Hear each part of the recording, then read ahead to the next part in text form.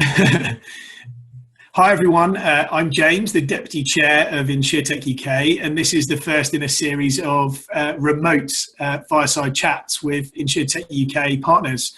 I'm delighted to be joined today by the CEO, Luke from GovGrant, and we're going to run through a few issues surrounding particularly their area of expertise, which is tax credits, R&D tax credits. So I guess, Luke, the best place to start is just to get a bit of an intro from you. You know, how long's GovGrant been up and running and around? What are your areas of interest in terms of Insurtech? Who do you guys work with? And then we'll jump into some more detailed questions. Yeah, sure. Morning, James. My name's Luke Hamm. GovGrant's been going since 2006. So the R&D scheme started in 2000, came along 2006 as a business, and we're probably one of the first who really started to become a specialist and really get access for lots and lots of companies. We see it, whilst it's got tax in the title, this is all about innovation. This is all about research and development. This is all about moving us forward. We've got about 1,000 clients, ranging in size from startup all the way up to FTSE 250 and every sector that you could possibly imagine. And that's probably the best thing about the scheme, is that it is sector agnostic. You can really, if you're doing something, you can get something, which is great. Huge interest in Insurtech. My background, I spent 10 years at Aon in various different roles. So those two worlds coming together felt like an opportunity not to be missed for us. So we've got an insurance expert as well at our helm, which is great. Look, guys, everyone watching, Luke's managed to get the background up and running. I'm not a Zoomer, which I know is like heresy, so I can't get up and running. You might hear my toddlers in the background, but this is the world we live in these days, right? So, Luke, that's a great introduction. I guess it's easy, isn't it, to focus on what's happening right now. So I guess question one for me, I'm going to break into two parts for you. What did you see the future of the R&D scheme being, and then how has that been changed by recent events? And when recent events blow over, I guess, is it going to be business as usual, or are we seeing a permanent kind of change in R&D? So do you want to kind of take that from the top and sure, and go from there? So I think the election was a really interesting point, because you had, for R&D tax and all forms of funding around R&D, either taking that direct channel, such as deployment agents as Innovate UK and others, or through indirect channels such as tax release and other bits and bobs around that world.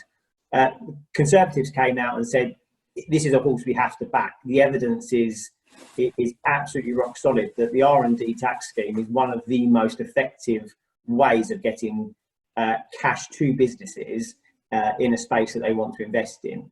And the Labour team were very much, we're not sure. We should review the whole thing. We're not too sure if this is the method to work.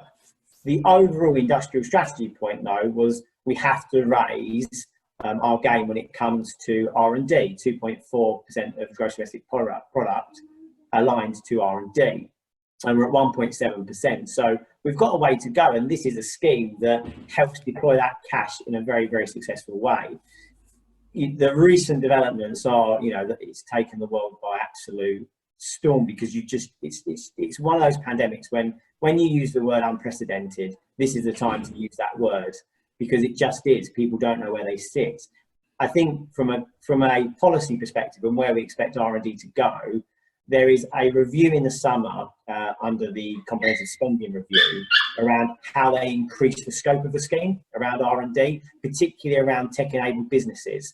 So that review should happen in August, but timing may now change because of COVID. To say more and more businesses are tech dependent, and it's a big chunk of our industrial strategy. So how do we make the R&D scheme more reflective of that environment? What else should be claimed? What else should be considered? And we're actively involved in that conversation with HMRC to understand the shape of that. The other key point that came out of the budget was there was going to be a cap against tax credits, because there was a rising concern that the scheme was open to abuse. There was about 350 million that was identified as abuse, and it all related down to software tax credits, effectively. And that's a big concern, because actually there's a few people there ruining what is very successful. I'm sure a lot of Insurtech members benefit from R&D tax, and if it was to turn off, it can be an absolute vital cash flow. At this moment in time, you've seen a lot of our clients making sure they're doing something with R&D, and it might be going back over what they've done previously. Did we do enough? Is there more we could go for? Should we start the process early? Because if they can bring that cash into the business now, we all know that right now in this sort of scenario, cash is king.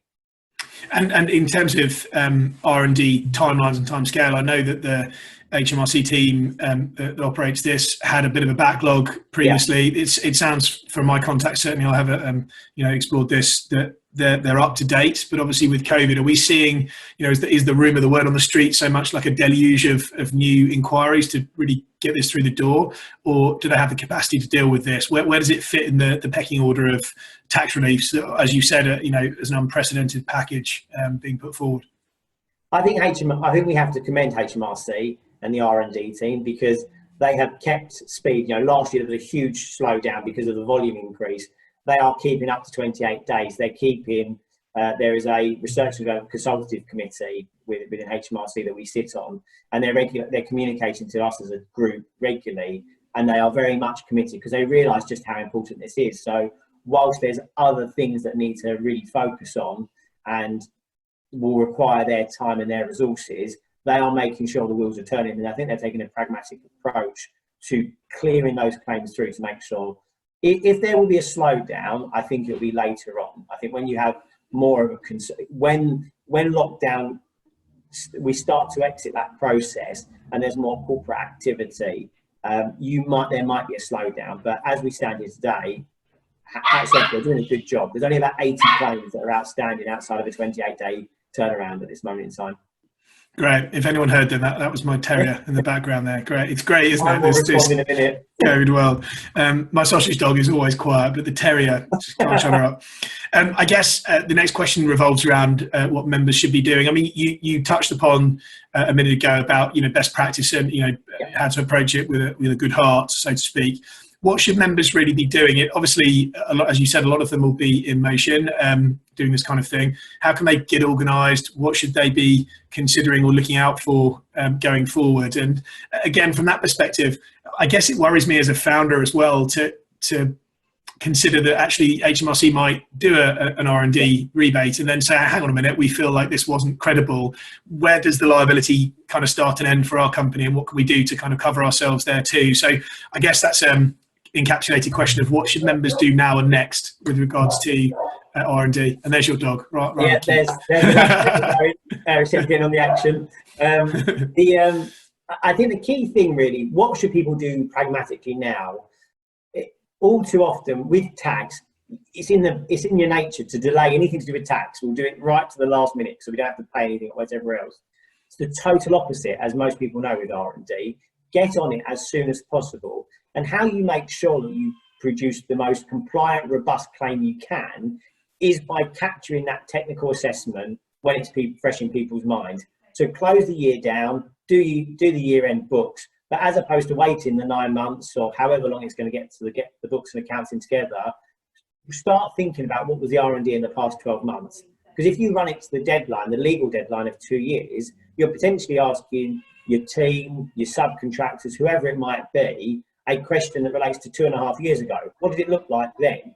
And straight away, from our perspective, you're going to have to be quite cautious around how aggressive you can be with your claim, because Insurtech members are in the absolute bullseye of compliant activity. Vast majority of them will do something that is slam dunk. This is something interesting and good, so it should qualify for R&D.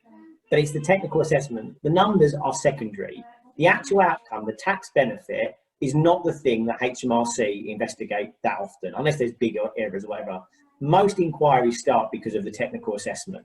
So making sure that technical assessment is robust and starting sooner rather than later. The numbers might have to wait until the accountant's got them or whatever else, but get the technical assessment underway at the earliest opportunity. And if people have had year ends, March year ends, December year ends, 2 big peaks, start the process now, because straight away, whilst HMRC are keeping to a 28-day turnaround, if you can get a claim in now and you can maximise that, do it now. And the second thing is, think backwards. Whilst it is difficult to go back and think, what were we doing at that point in time?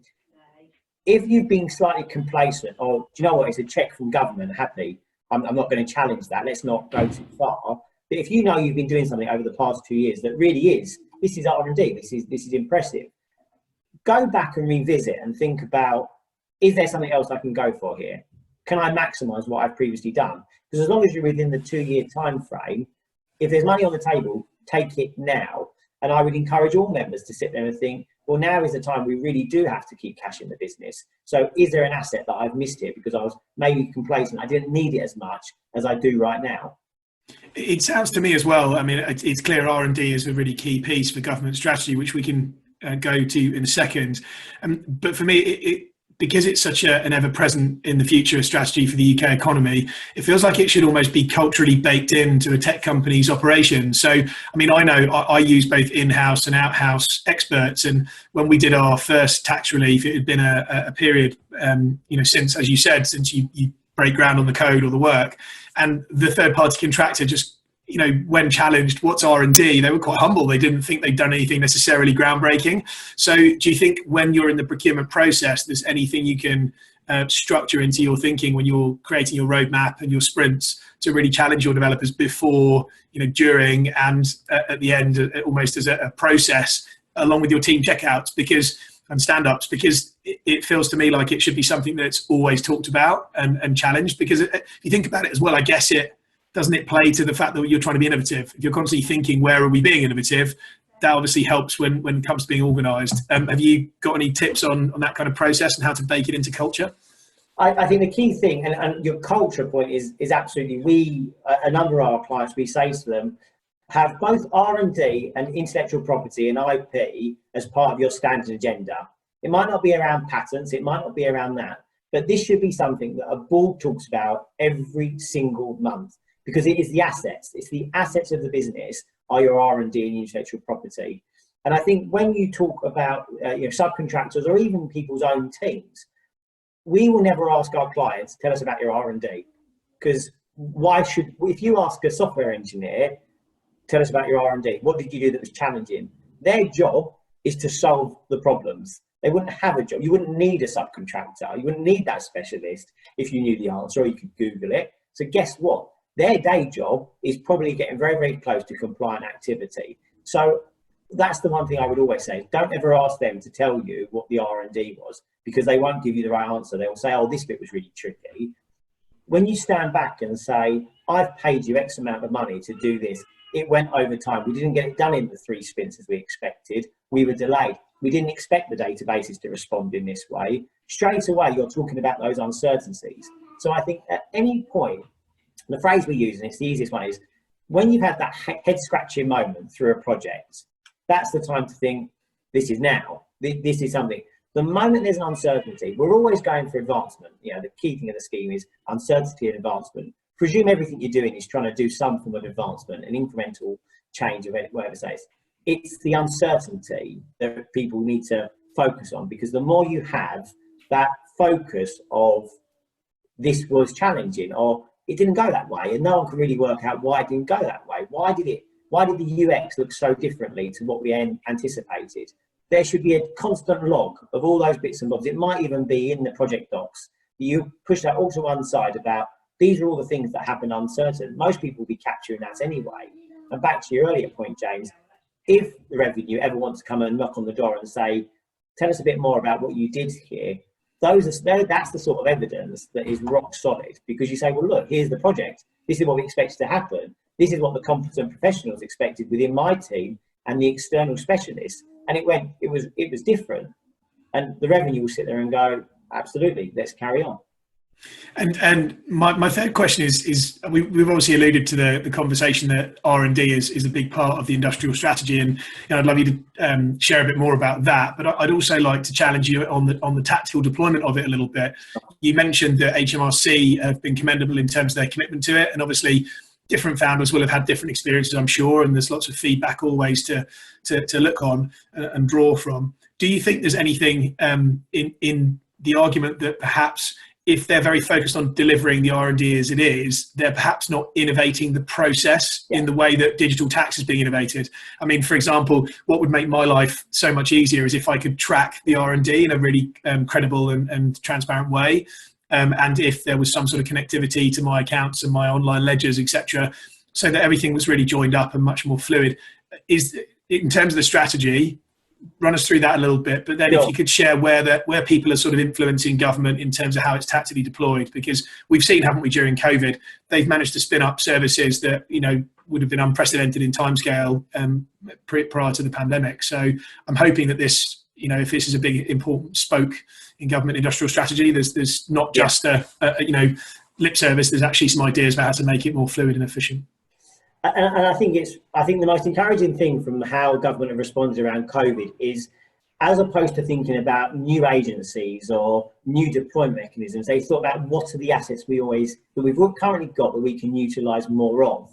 And I think that's really key, because the more we put infrastructure and, quite frankly, bureaucracy in the way of government intention, the industrial strategy, and I'll go back to that in a second, the way of how we deploy the cash, the more you build in the middle there, which is competitions, or it depends how much the grant bucket was. You know, sometimes it's not, I always challenge government when we're in those discussions about, if 10 ideas come to the table and those 10 ideas are brilliant, but because it's a competitive point of a fund or a grant, that only one of them gets over the line. Whereas if the next round, only 3 tech go to the table and they're all rubbish than the original ones, one of them will still get funded.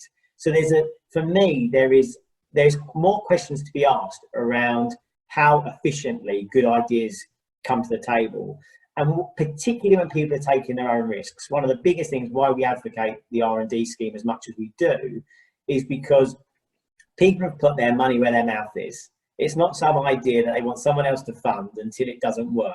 They've said, right, I'm going to walk away from a job, I'm going to do something, I'm going to put my money behind it, I'm going to do whatever I need to do to get this off the ground, and there's that benefit. The thing that you can think we think about is, how can you upfront that?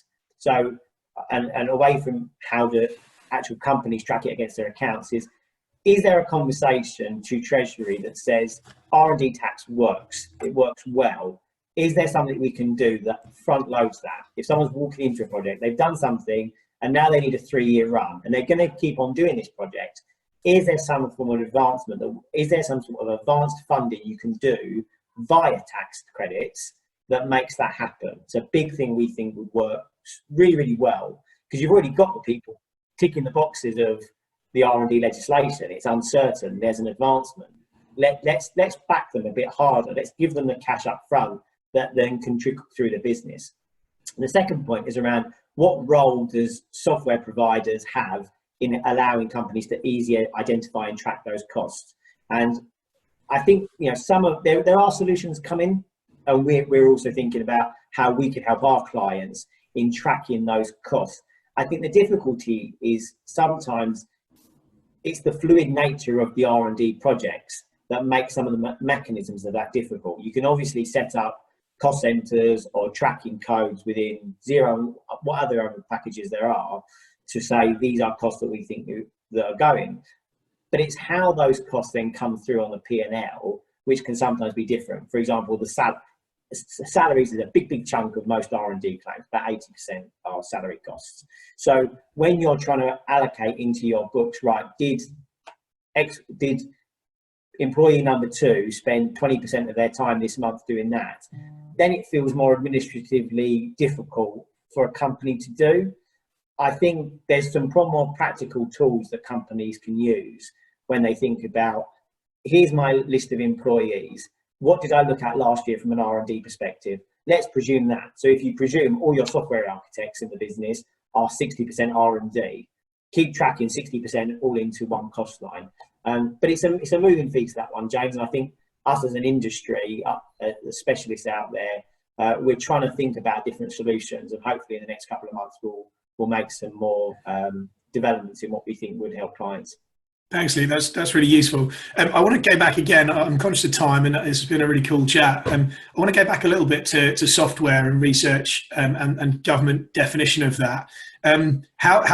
How tight is that definition, and you know, what are the boundaries of it that you know, do and don't fall within compliant activity? And I guess, do we need to tighten that?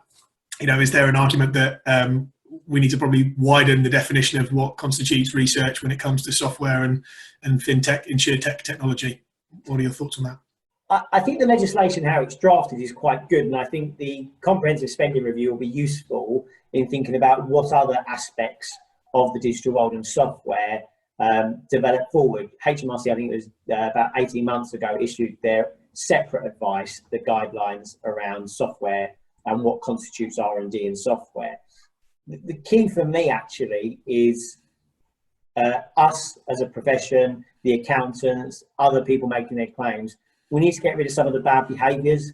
People are making claims for, I deployed Salesforce off the shelf. That's obviously not compliant activity. And we need to make sure that that doesn't ruin the pot for everyone else.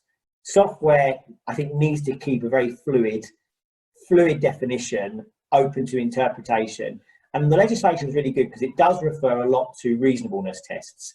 And was it, to make it very specific is difficult because innovation and R&D is all about what's going to happen that we don't know what's going to happen. It's all about the future. So trying to put those words that define something that we don't actually know what we're trying to define becomes very challenging. And you don't want to put that barrier in front of other companies. So the wider we can make, the definition as it stands, relying on that subjectivity, I think is good. And then as we roll forward into hopefully the summer, winter period around the comprehensive spending review, really getting that modernisation of the qualifying expenditure to reflect software businesses who are doing compliant activity right is where that's the big improvement for me that we can make. Great. And this is the bit where we get to let you plug what you do a little bit to members. Obviously, we talked about the fact that inevitably members may or may not have been in motion even before we set up the association with these relationships. But, as a platform and association, we're really looking forward to a new wave of startups coming in. What are the pitfalls of engaging with a company that can help you with R&D, and what are the good egg, bad egg kind of flags that you think people should look out for when they're reviewing or starting their procurement process for someone to assist them in this, which is quite a complex activity? I think the key thing is to make sure that your advisor, whoever it is, if it's your accountant, if it's another third party, if it's us, they're doing the heavy lifting. As I said, I get frustrated sometimes that companies will rely on a name and a brand, quite rightly, one of the larger providers, professional services firms, and they won't come and really interrogate their clients. But one of the key things that we do, and is probably our differentiator, is we will sit with founders and we will sit with technical architects and really challenge them. We are not tax people. Our team are not a bunch of tax people. Our job is to get really into the technical detail and challenge it on a peer level. It shouldn't be, and you should be conscious that if you are having a conversation with your advisor or whoever it is who helps you with your claim, where you feel you're doing a lot of the work, you're having to justify why it's R&D, that's probably an indicator of you're not getting the right outcome. You'll still get a check at the end of it. You'll still get a benefit, which is great. But I can almost guarantee you, if you're sitting there in that situation thinking, I'm doing a lot of the heavy lifting here and I'm doing a lot of the tech, forget the numbers, I'm doing a lot of the tech justification here, I'd put my money where my mouth is and say, I would almost guarantee there's an ability to get a better claim there, whether it be more value, more benefit, or a better compliant storytelling of that. So I think the key thing is to make sure that IP is considered day one, to think about those assets. R&D should create some form of intellectual property. If it's patent, doesn't really matter. And I think for startups, taking that conversation seriously is fundamental, because the moment you're out there doing something, you're showing another developer it, you're giving away your good ideas, you're giving away you're giving away your secret sauce. And inadvertently, because we see it so often in software, in manufacturing, everything, is a founder does everything to make their thing, their product, their software. And the moment it's showing good promise, they want to tell the entire world about it. Why would you not? That's what you want to do. But at the same time, the moment you show the world about it, you've lost any opportunity to protect that asset. And you sit there and think, that is why it needs to be on the agenda day one. Research and development leads to intellectual property. So think about those two subjects together and don't miss that end goal of, I'm going to create an asset here. how do I protect it? How do I commercialize it? Fantastic. And I guess my last question is a little bit about terms. You know, give us a run through on how you guys structure your terms, and I guess companies are going to shop around when they do procurement for partners for this sort of thing. Is there a case if you pay for what you get, and what you mentioned about the secret sauce of interrogation? You know, I think that there's obviously a danger of startups wanting perhaps to get more of the rebate than they would otherwise with the fee. What are the things to look out for and you know, focus on when negotiating terms with someone that's going to support you with these tax credits? Sure. So we're success aligned. We're contingent. Our average rate's about 20%, but that ranges depending on size, complexity. The more we get to know a client will depend, because we know how much work it takes. For example, we can range from 3 or 4 remote calls or 2 site visits, all the way up to 50 site visits. So there's an element, but what we don't do is charge time and materials. We are at risk. If we think when we speak to a client, you've got some R&D here and we want to investigate it, we put our time, energy and money into thinking about, let's get you to the right answer. If the answer ends up being 0, it's our risk. But we've taken that risk. That's our choice to take that risk. But if it pays off, hopefully we're all going to be very happy about it. So average rate's about that. You do get what you pay for sometimes, because everyone's going to be happy. Say if you get, you know, there'll be solutions out there that charge you 5%, 8%, 10%, whatever it might be. But if that then tells you that you can't interrogate it and you pay 10% off the 10 grand benefit, well, you've potentially left another 20, 30 grand on the table. So it's probably worth that premium to really get somewhere. And then I think when clients get more sophisticated in what their R&D is, what the process looks like, then you can have the conversation about, what am I buying? What are the commercial terms? Is 20% right? Is 15%? Until you've gone through a few iterations of getting to the right answer, and you and your advisor know what you're buying. And I think that's the key thing, is that you do need to know what you're buying in this world. And the other thing is that one of the things we do is for clients who have got a lower qualifying expenditure, and when we say lower qualifying, 30, 40K of qualifying expenditure, we will do that as a software generated claim, where it's the compliance, the revenue you want to see there is far more limited. It's not, they don't want a really technical dress report. They want to say, show us you're doing something, does it comply to legislation, and match those 2 things together. And we can do that in a far more cost effective way. And that's a set fee of £1,000. So we sit there and go, right, we'll just do that. And that's what happens. The key thing there is that allows companies to be in the right hands early on. Let us make a decision around how you triage, how you get the best answer. Is it in a nice way? Is it a quick and dirty answer, or is it a more difficult answer? But we'll guide you down that path, because as I said earlier, because we are contingent, we don't want to invest loads and loads of our time if the prize isn't going to be big enough for the client. We want to get you in the system, doing something more educated. One of the things we pride ourselves on is we will educate our clients through the process.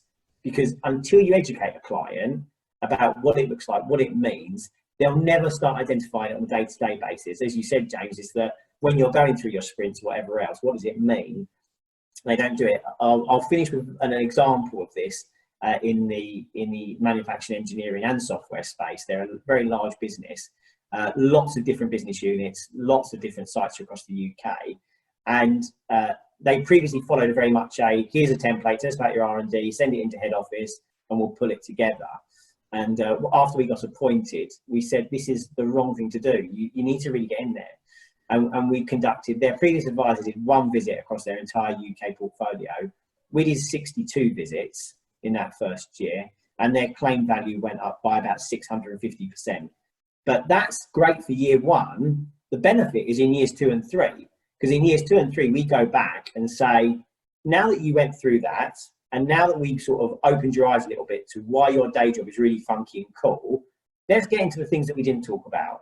Because you've dealt with the easy stuff, the stuff that we think is the obvious stuff, but you still need to get clients into that rhythm. We can then think about the other bits and bobs that really make it. So in years 2 and 3, that claim has continued to increase. And before we got engaged with them, their advisor said to them, we've got to the top, and it's just going to trickle on at that sort of level every single year. And as a year 1, 650% increase. Year 2 was about 120% increase. Year 3, it's almost doubled again. And that's what matters, because we don't do that just because of us, but we want to give you that knowledge. We want to give our clients that knowledge that makes them, when we come to do our job, we can get to the stuff that you wouldn't have thought about, get the stuff that you can think about and everybody should be thinking about on the table, get that cleared off, and then let's start pushing this conversation. What's the other things you should be looking at? Have you considered this? What were your competitors up to at this moment in time? And that's an interesting change, actually. The revenue, and back to the compliance point, the revenue, particularly for software, want to know what the baseline technology was at that moment in time. Before you started this project, what could you have got off the shelf? And some ways to understand that baseline, and the revenue are starting to ask is, how did you evidence what existed in the market? Did you do any patent searches? Did you have a look at what good? Did you evidence that anywhere? And they're the things that actually, that's some real value out there. Because if you really want to add that compliance, and that's one of the things we will do. If it is a client who says, yeah, I do think I'm in a world where there probably is some patents around us. I know that I'm starting to compete with some of the big boys here. Let's see what they've got. Let's get that into the R&D report. So you've got that compliance of we've gone away and thought about what was your baseline, because the first question the revenue will ask to a software business is, what was the baseline? So if you haven't thought about that in your process, I would strongly urge every single member to make sure the next time they make a claim, they really think about that baseline question. Fantastic. Well, Lee, I can tell you're really passionate about the subject. So Insurtech UK is fortunate to have you guys here to help us through this complex subject matter. I guess in summary, what I've heard is that this is a regime that's not going anywhere. It's a regime that's going to be iterated and improved by government. And obviously it's our job to interrogate it as well with our partners and really give feedback as to what we need out of it. And it's something that should be baked into culture. So if they're the three big wins, I think out of this first Fireside Zoom chat, yeah, that's great. Luke, how can people kind of follow you guys and connect with you? You on LinkedIn, Twitter, and all the other usual whistle stops? Yeah, LinkedIn, Twitter. LinkedIn's our key distribution. If you go on our website, there's a COVID dedicated page. So if companies, there's certain things we won't be able to help with, but what we're trying to do is to aggregate all the information around the support packages and trying to distill it in a way that's easily be accessible and understandable. So go into the web page, there's a dedicated page around the COVID support mechanisms. And then, yeah, we're active on LinkedIn. And yeah, please do follow us, and we'll be delighted to help if we can. Fantastic. Thanks very much, Luke. And obviously all the best to you and yours. I hope that lockdown proceeds for you well and in good health. Yeah, you too, James. Cheers then, guys. That was a Fireside Chat with GovGrant and Insurtech UK. All the best. Bye.